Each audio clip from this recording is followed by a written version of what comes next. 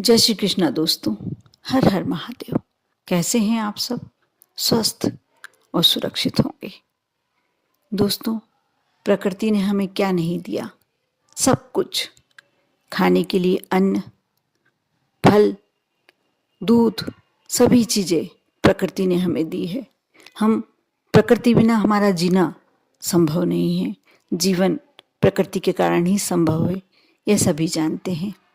और सबसे नेचुरल और सुंदर चीज़ जो सबसे ज़्यादा प्राकृतिक भी है और हमारे लिए सबसे ज़्यादा आवश्यक, लाइफ के लिए, जिंदगी के लिए सबसे ज़्यादा आवश्यक, जो प्रकृति ने सबसे सुंदर चीज़ दी है, अप्रतिम चीज़, पेड़ पौधे, वृक्ष। जो हरियाली हम देखते हैं वृक्षों की, अपने आप ही हमारा दिल एकदम सारे टेंशन दूर, सारा तनाव दूर और मन प्रफुल्लित। यदि वृक्ष ना होते, पेड़ पौधे ना होते, ये हरियाली नहीं होती, तो हम कहाँ से तो खाने को लाते। अनाज जिसके लिए हम वृक्षों पर डिपेंड होते हैं, वह कहाँ से मिलता। फल, फ्रूट, किस चीज़ के लिए हम धन्यवाद करें? एक वस्तु हो तो हम एक बार धन्यवाद करें। हम जितनी बार, हम अनगिनत बार भी यदि प्रकृति को धन्यवाद दें तो भी कम है। क्योंकि जो हम पल पल सांस लेते हैं, जो एक सेकंड भी नहीं, निमिष मात्र यदि हवा चलना रुक जाए, हवा में ऑक्सीजन कम हो जाए, तो हम शायद जीवित ना रह पाए। आप समझ सकते हैं कितनी कीमती चीज़ है, और जिसके लिए हमें आज पेमेंट भी नहीं देनी पड़ रही, पैसे नहीं देने पड़ रहे। आज 2 साल जब कोरोना काल चला, हम समझ सकते हैं कि ऑक्सीजन की क्या कीमत रही।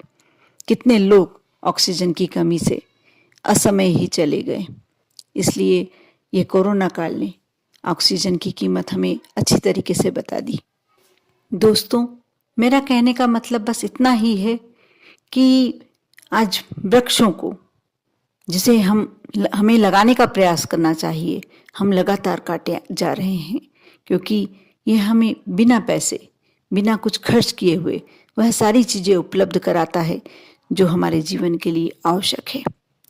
आज मैं अपने इस वीडियो के माध्यम से आपको वृक्षों में से ही पाई जाने वाली एक ऐसी वस्तु की बात करने वाली हूँ, जो यदि आप ले आते हैं, जो आप अपने घर में ले आते हैं, तो आप यकीन मानिए कि आपको पैसे से खेलने से, लखपति होने से कोई नहीं रोक सकता। लक्ष्मी की आवक आपके यहाँ इतनी ज़्यादा हो जाएगी कि आप सोचते रह जाएंगे, वो कोई भी कष्ट, कोई भी समस्या आपके जीवन में नहीं रहेगी। हाँ, आपको प्रयास अवश्य करना होगा। मैं अपने वीडियो में हमेशा ये कहती हूँ कि आप प्रयास किए बिना कुछ पाना संभव नहीं होता। आप प्रयास थोड़ा करेंगे। कई बार होता है कि हम प्रयास करते हैं, हमें पूरा फायदा नहीं मिलता, उसका पूरा प्रतिफल नहीं मिलता। लेकिन जब हम ये वृक्ष का जो मैं बताने वाली हूँ, यदि वह ले आते हैं, उसके बाद आप जो भी कार्य करते हैं, थोड़ा सा प्रयास करते हैं और प्रतिफल पूरा प्राप्त होता है। आप अवश्य इस वीडियो को शुरू से अंत तक देखें, और अच्छा लगे तो लाइक करें, सब्सक्राइब करें, क्योंकि आपको सारे मेरे वीडियो अवश्य देखने चाहिए यदि आप अपनी ज़िंदगी को सरल और सुगम बनाना चाहते हैं। आप शेयर करें अपने रिश्तेदारों को, अपने दोस्तों को। आप ये वीडियो अवश्य देखें। आज मैं इस वीडियो के माध्यम से जो जानकारी आपको देने जा रही हूँ, यकीन मानिए ये बहुत अहम जानकारी है। यदि आपके पास नहीं है पहले से ये जानकारी, तो आपके लिए बहुत फ़ायदेमंद साबित हो सकती है। आप इस उपाय को करके आप अपने जीवन का दुर्भाग्य समाप्त कर सकते हैं, कष्ट समाप्त कर सकते हैं, अपने जीवन की सारी समस्याएं को समाप्त कर सकते हैं। आप अवश्य इस उपाय को करें। दोस्तों, धार्मिक शास्त्र के अनुसार कुछ पौधे इतने दुर्लभ होते हैं जो बिना मिट्टी के भी उग आते हैं, और हमारे लिए, हमारे जीवन में आप छोटे छोटे जो उपाय तंत्र शास्त्र में बताए गए होते हैं, उनके लिए बहुत ही उपयोगी साबित होते हैं। जो अपने आप बिना किसी के लगाए उगाते हैं, उन्हें धर्मशास्त्र में बांदा कहा जाता है। बांदे का मतलब होता है किसी वृक्ष पर छोटे से तने के रूप में एक दूसरे वृक्ष का लग जाना, इसे बांदा कहा जाता है। ये तंत्र शास्त्र में बहुत महत्वपूर्ण, अहम भूमिका निभाता है।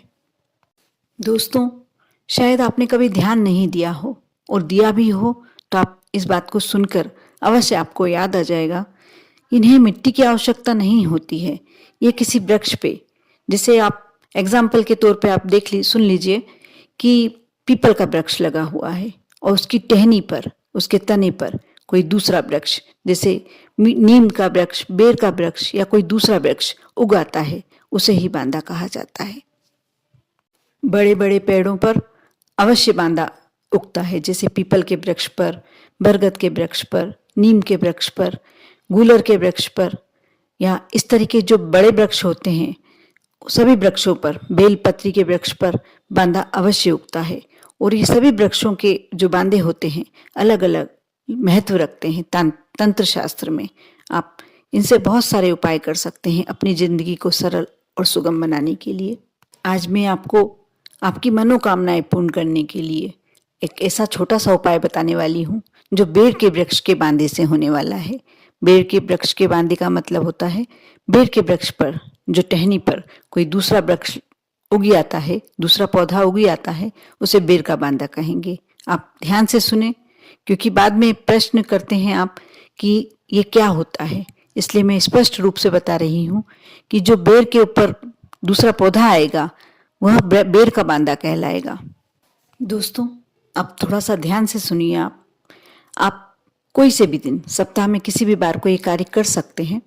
आप पहले दिन देख लें कि कहाँ, ये बहुत थोड़ा सा दुर्लभ होता है, बेर का बांदा मिलना थोड़ा सा दुर्लभ होता है। बेर वैसे भी शिव जी को बहुत ज़्यादा प्रिय होता है। आप कोई भी मनोकामना करके शिवरात्रि पर यदि बेर समर्पित करते हैं भोलेनाथ को, तो आपका वह कार्य अवश्य पूरा होता है। तो बेर भोलेनाथ को प्रिय है, इसीलिए इसका बांदा तंत्र शास्त्र में बहुत महत्वपूर्ण भूमिका रखता है। आप पहले दिन किसी बेर के वृक्ष को देख लें, यदि उस पर बांदा है तो आप पहले से देख के रखें। पहले दिन से मतलब है पहले से देख के रखें, और पहले दिन जाकर उसे शाम से पूर्व निमंत्रण दे के आए, बांदे को बोल कर आए। पीले चावल, हल्दी में थोड़े से पीले चावल कर लें और पीले चावल रखकर उसे निमंत्रण, हाथ जोड़कर निमंत्रण दे के आए उस बांदे के पास रखकर चावल, कि आपको मैं कल लेने आऊँगा और आपको मेरे साथ चलना है, मेरी मनोकामनाएं पूर्ण करना है, आपको मैं मेरे घर ले चलूँगा। ऐसा करके जो भी आप उससे विनती करके आए, दूसरे दिन स्नान करने के बाद आप सुबह के समय जाएं, उस बांदे को लेकर आएं और घर लाकर उसे हल्दी को थोड़ा सा गीला कर लें पानी में और उसमें रख लें। पूरे 24 घंटे आपको उसमें रखना है। और जब आप उसको हल्दी में रखते हैं, आपको, यदि आपके यहाँ रुद्राक्ष की माला है, क्योंकि शिव जी को प्रिय है, मैंने वीडियो में पहले भी कहा कि बेर का वृक्ष शिव जी को, बेर बहुत प्रिय होते हैं शिव जी को, इसलिए आप शिव जी की माला करें भोलेनाथ की, ओम नमः शिवाय, या जो भी आप मंत्र भोलेनाथ का आपको याद है आप सहजता से कर सकते हैं। आप 1 माला, 3 माला, 5 माला, जो जितना कर सकते हैं आप उतने जाप करें और उसे 24 घंटे वहीं रखे रहने दीजिए। 24 घंटे के बाद आप उसे कुछ छोटा सी वो उसमें करके आप अपने पर्स में रख सकते हैं, गले में बांध सकते हैं, बाजू में बांध सकते हैं, या कहीं तिजोरी में रख सकते हैं। आप यह कार्य करके देखें, आपकी जो भी मनोकामना होगी आप उस समय उसको निकाल कर, यदि आपने पर्स में रखा, जहाँ भी रखा, यदि बंधा हुआ है तो कोई प्रॉब्लम है ही नहीं, उसे छू कर आप और अपनी मनोकामनाएं मन में सोच लें, बोल दें। आप देखना आपकी हर मनोकामना पूर्ण होने लगेगी। आप अवश्य ये कार्य करें। आप यदि जिस तरीके से बताया गया है उस तरीके से ही करें। यदि किसी का कोई कार्य नहीं हो पा रहा है तो उसमें कभी कभी सोचना चाहिए कि हो सकता है हमारी भी गलती रही हो। आप पूरा वीडियो अवश्य, यदि एक बार सुनने में आपको समझ में नहीं आया हो तो आप दोबारा सुन सकते हैं, लेकिन आप जितना बताया गया है उतना उसी विधि से करिए, आपका अवश्य काम पूरा होगा। आप ये करके देखें। ओम नमः शिवाय।